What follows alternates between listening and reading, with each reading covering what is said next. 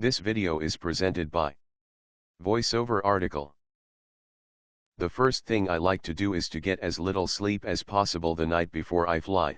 This way by the time I get to the plane I can hopefully just go to sleep and wake up at my destination.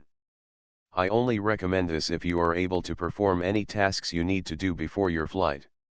If you have to drive for 5 hours first, you may want to get a good night's sleep, and maybe take some Tylenol PM or something else to make you drowsy.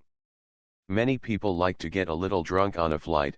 I am not one of them, but if it helps you relax and get some sleep, then I say go for it. Just don't allow yourself to drink to the point where you become an obnoxious drunk on a plane.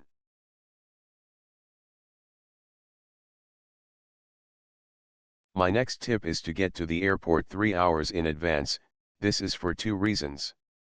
By getting there so early, I am always one of, if not the first, to actually check in for my flight, which usually gets me a good seat, and I don't have to wait in long lines.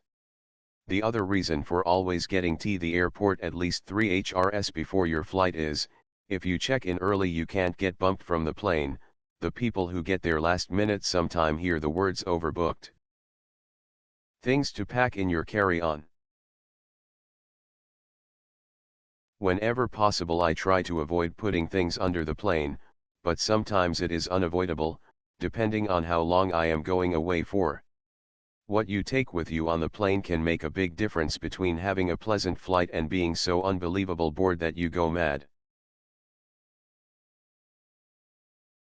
I always make sure to bring a fully charged MP3 player. My MP3 player holds 20 gigs of music, so I never have to go into my bag to chance a CD or a memory card, and I have way more music to listen to than time to listen to it. This way I have the music for any mood I may be in, so I just load it up and listen as I fall asleep on the plane.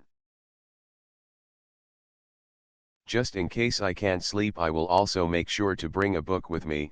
If for whatever reason I cannot fall asleep, which does happen to me, I like to take my mind off things by getting lost in a good story, but something light and entertaining. I have always found a good action book or even science fiction to be good for that. I also recommend bringing a thick soft sweater with you on the plane.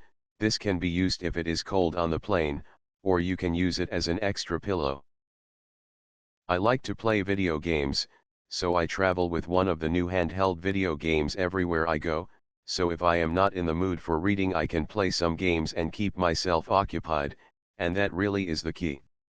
Keep yourself busy on the plane and you will be amazed at how fast the flight goes.